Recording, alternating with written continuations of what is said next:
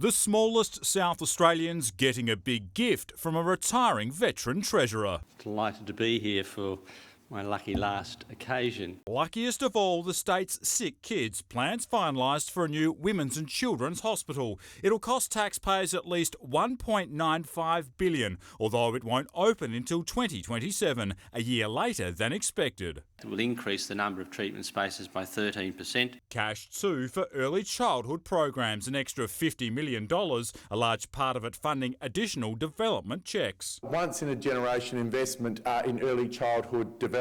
This will be felt for generations to come. The pressures on the health system to get some money thrown at them, largely through additional mental health funding of $163.5 million, including $33 million for 16 new 24-hour crisis beds in the northern suburbs, designed to keep those patients away from emergency departments. But that and another facility at Modbury will take years to build. Some things like a new crisis stabilisation centre will take us some time to build, but it doesn't mean you shouldn't do it. The problem with this state budget is not only is it going to fail to fix the problem we've got in health, it's actually going to make it worse. A record infrastructure spend includes completing the South Road rebuild, but it costs $1 billion more than it did just 7 months ago because it will now be 3 lanes in each direction. Is it going to cost more than that 9.9? Well, again, that's not the intention, that's not the planning.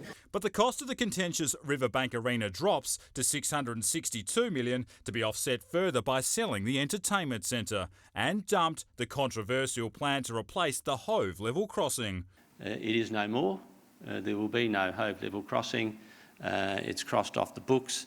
$200 million has been set aside for a jobs and economic growth fund. The emphasis is much more on industry sector support, a hydrogen hub, for example, or whatever it might happen to be. All adding up to a record level of state debt, $33.6 billion in 4 years' time. But the Treasurer believes the results will be worth it. I'm normally a pretty miserable person, pessimistic at the best, but I'm as excited about our state's future now as I've ever been.